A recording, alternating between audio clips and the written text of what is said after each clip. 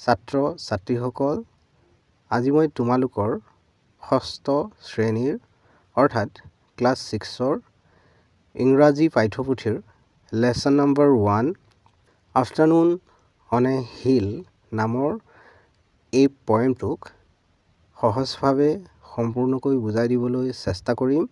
গতিকে ভিডিঅ'টো শেষলৈকে চাই যাবা আৰু এতিয়ালৈকে যদিহে চেনেলটো সাবস্ক্ৰাইব কৰি লোৱা নাই কৰি লোৱা, কাৰণ তোমালোকৰ এনে ধৰণৰ ভিডিঅ'বোৰ ইয়াতে পাই থাকিবা। আফটাৰনুন অন এ হিল নামৰ এই পয়েমটো বা পদ্যটো আমি পঢ়িম, কিন্তু তাৰ আগতে ইয়াতে কি দিয়া আছে আমি সেইটো চাই লওঁ। ইয়াত দিয়া আছে যে লুক এট দ্য পিকচাৰ্ছ। এই পিকচাৰবোৰলৈ চাব দিছে, তোমালোকে কিতাপখন মেলিলে দেখা পাবা। ইয়াত কিছুমান ছবি দিয়া হৈছে। Which ones have you seen in real life? তুমি বাস্তৱ জীৱনত ইয়াৰে ভিতৰত কোনকেইটা ছবি দেখা পাইছা? Put a tick in the circles. আৰু ইয়াতে দেখা পাইছাই তোমালোকে, ইয়াতে চাৰ্কেল দিয়া আছে অৰ্থাৎ ঘূৰণীয়াকৈ দিয়া আছে। এইবোৰত টিক কৰিব দিছে। এই ৰাইট যিটো চিন আছে এইটোৰে আমি টিক কৰিব লাগে, যিকেইটা আমি দেখা পাইছোঁ মানে প্ৰকৃততে বা বাস্তৱ জীৱনত। প্ৰথম ছবিখন হৈছে এ চি, মানে এখন সাগৰ। যদিহে তুমি এখন সাগৰ ইন ৰিয়েল লাইফ অৰ্থাৎ বাস্তৱ জীৱনত দেখা পাইছা, তেনেহ'লে এই চাৰ্কেলটোত টিক কৰি দিবা। তো মই দেখা নাই, মই বাস্তৱ জীৱনত এখন সাগৰ, সেয়েহে মই ইয়াত টিক নকৰোঁ বা টিক নিদিওঁ। তাৰপিছত দিয়া আছে এ হিল, এখন পাহাৰ, মানে মই পাহাৰ দেখিছোঁ, সেইকাৰণে ইয়াত মই ৰাইট চিনটো দি দিম ইয়াতে এই চাৰ্কেলত বা এই ঘূৰণীয়া যিটো আছে ইয়াতে। তাৰপাছত তোমালোকে তোমালোকৰ কিতাপখনত চালে দেখা পাবা যে এ ডেজাৰ্ট বুলি দিয়া আছে, মানে এখন মৰুভূমিৰ ছবি দিয়া হৈছে। যদিহে তুমি দেখা পাইছা ইয়াতে ঠিক কৰিবা, আৰু যিহেতু মই দেখা নাই ইয়াত ঠিক নকৰোঁ। আৰু তাৰপিছত দিয়া আছে এ ৰিভাৰ, মানে এখন নদী। চ' নদী মই দেখা পাইছোঁ, চ' সেইকাৰণে ইয়াতে ঠিক কৰিম। তাৰপিছত দিয়া আছে এ ক্লাউড, মানে ডাৱৰ। ইয়াত ছবিখন দিয়া আছে, চ' ডাৱৰ মই দেখা পাইছোঁ, তো সেইকাৰণে ইয়াতে মই ঠিক কৰি দিম। তাৰপাছত দিয়া আছে এ ক্লিফ। ক্লিফ ইয়াতে ছবিখনত দেখা পাইছাই তোমালোকে, এই পাহাৰৰ ওখ ঠাইৰ একেবাৰে কিনাৰৰ অংশ বা সাগৰ মহাসাগৰৰ পাৰৰ যি ওখ গৰা বা কিনাৰৰ অংশ থাকে। চ' এইটো যদি তোমালোকে দেখা পাইছা তেতিয়া এইটো টিক কৰিবা, আৰু যদিহে দেখা পোৱা নাই টিক কৰিব নালাগে। নাও talk about your experience with your partner. এতিয়া তোমাৰ যি অভিজ্ঞতা, যদি তুমি ডাৱৰ দেখিছা, ডাৱৰৰ লগত তোমাৰ অভিজ্ঞতা কি, মানে তোমাৰ ডাৱৰ দেখিলে মনলৈ কেনেকৈ ভাৱ আহে, বা ৰিভাৰ এখন দেখিলে বা তালৈ গৈ তুমি কি অভিজ্ঞতা লাভ কৰিছা। চ' সেইটো কথা তোমাৰ যি সংগী আছে বা বন্ধু আছে, সিহঁতৰ লগত আলোচনা কৰিব দিছে। তাৰপাছত ইয়াতে দিয়া আছে যে লেটছ ৰিচাইট এ পয়েম। অহা এটা কবিতা আবৃত্তি কৰোঁ। কাৰ বিষয়ে? পয়েটে ভিজিট কৰিছিলে, মানে বা কবিগৰাকীয়ে গৈছিলে। ভিজিট কৰা মানে কোনো এটা ঠাইলৈ যোৱা। ক'ত গৈছিল, ক'ত ভিজিট কৰিছিল? টু এ হিল, এখন পাহাৰলৈ। আৰু কেতিয়া ভিজিট কৰিছিল বা কেতিয়া গৈছিল? ইন এন আফটাৰনুন, এদিনাখন পিছবেলা। আফটাৰনুন অন এ হিল বুলি কৈছে, মানে পিছবেলা এখন পাহাৰৰ ওপৰত। ইয়াত কি কৈছে যে I will be the gladdest thing under the sun. মই হ'ম সূৰ্যটোৰ তলৰ আটাইতকৈ বা সকলোতকৈ সুখী বস্তু। ইয়াত কবিয়ে মানে কল্পনা কৰি পেলাই কৈ আছে যে মই সূৰ্যটোৰ তলৰ আটাইতকৈ সুখী বস্তুটো হ'ম। মানে সূৰ্যটোৰ তলত মানে বুজাইছে যে মুকলি আকাশৰ তলত সি মানে সকলোতকৈ সুখী বস্তুটো হ'ম বুলি কৈছে, তেনেকৈ কল্পনা কৰি আছে। I will touch 100 flowers and not pick one.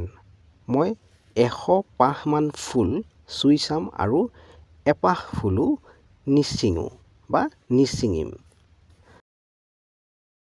I will look at cliffs and clouds with quiet eyes নীৰৱ চকুৰে মই ডাৱৰবোৰ আৰু পাহাৰৰ কিনাৰৰ ওখ অংশবোৰলৈ চাম ইয়াত ক্লিফ বুলি দিয়া আছে ক্লিফ মানে হ'ব পাহাৰৰ কিনাৰৰ ওখ অংশ বিশেষকৈ সাগৰৰ পাৰৰ কিনাৰৰ ওখ অংশ ইয়াতে ছবিত তোমালোকে দেখা পাইছাই এইবোৰ হ'ল ক্লিফ এণ্ড ক্লাউডছ বুলি কৈছে ক্লাউডছ মানে হ'ল ডাৱৰ Watch the wind blow down the grass and the grass rise.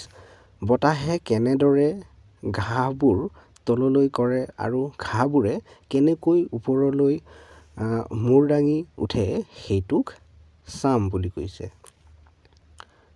And when lights begin to show up from the town আৰু যেতিয়া চহৰখনৰ পৰা লাইটবোৰ বা পোহৰবোৰ দেখি পাবলৈ আৰম্ভ কৰিম কবিগৰাকীয়ে ক'ত আছে পাহাৰৰ ওপৰত আছে সো যেতিয়া সন্ধিয়া হ'বলৈ আৰম্ভ কৰিব যেতিয়া আন্ধাৰ হ'বলৈ আৰম্ভ কৰিব তেতিয়া চহৰবোৰত বা টাউনবোৰত নিশ্চয় লাইট বা পোহৰ জ্বলিব তো তেতিয়াৰ কথা কৈছে I will mark which must be mine and then start down আৰু মোৰ কোনটো পোহৰ বা লাইট হ'ব সেইটোক মই চিনাক্ত কৰিম বুলি কৈছে আৰু তাৰ পাছত পাহাৰখনৰ পৰা তললৈ নামি আহিবলৈ আৰম্ভ কৰিম বুলি কৈছে তো কবিতাটো বা পয়েমটো ইমানলৈকে আছিল এই কবিতাটোৰ বা পয়েমটোৰ পয়েটগৰাকী বা কবিগৰাকীৰ নাম হ'ল এডনা ছেইণ্ট ভিনচেণ্ট মিলে ইয়াত দিয়া আছে এবাউট দ্য পয়েট কবিগৰাকীৰ বিষয়ে ইয়াতে দিয়া আছে অহা তেখেতৰ বিষয়ে আমি এইটো পঢ়ি জানি লওঁ এডনা ছেইণ্ট ভিনচেণ্ট মিলে is an American poet and dramatist. Edna St. Vincent Millay হৈছে এগৰাকী আমেৰিকাৰ কবি আৰু নাট্যকাৰ পয়েট মানে হ'ল কবি আৰু ড্ৰামাটিষ্ট মানে হ'ল নাট্যকাৰ She was born on February 22nd, 1892 at Rockland, Maine, US. তেওঁৰ জন্ম হৈছিল আমেৰিকা যুক্তৰাষ্ট্ৰৰ ৰকলেণ্ড মেইন নামৰ ঠাইত আৰু 1892 চনৰ 22 ফেব্ৰুৱাৰী তাৰিখে She won the prestigious Pulitzer Prize for Poetry. তেওঁ সন্মানীয় পুলিটজাৰ প্ৰাইজ জিকিছিল বা পাবলৈ সক্ষম হৈছিল কবিতাৰ বাবে She died on October 19, 1950 আৰু তেওঁৰ মৃত্যু হৈছিল 1950 চনৰ 19 অক্টোবৰত Her notable works include a few figs from Thistle's Ballad of the Harp Xavier, etc. তেওঁৰ উল্লেখযোগ্য ৰচনাসমূহৰ ভিতৰত A Few Figs from Thistle's Ballad of the Harp Xavier ইত্যাদি ছাত্ৰ ছাত্ৰীসকল ভিডিঅ'টো ইয়াৰলৈকে আছিল যিসকলে চেনেলটো এতিয়ালৈকে ছাবস্ক্ৰাইব কৰি লোৱা নাই কৰি লোৱা কাৰণ তোমালোকৰ এনেধৰণৰ ভিডিঅ'বোৰ ইয়াতে পাই থাকিবা আৰু ইয়াৰ পাছৰ ভিডিঅ'টোত এই পয়েমটোৰ প্ৰশ্ন উত্তৰবোৰ কৰি দিম বা যিবোৰ এক্টিভিটি আছে সেইবোৰক সমাধান কৰি দিম আৰু সেই ভিডিঅ'টোৰ লিংক এই ভিডিঅ'টোৰ তলতে দিয়া থাকিব ইয়াতে ক্লিক কৰি চাই ল'ব পাৰিবা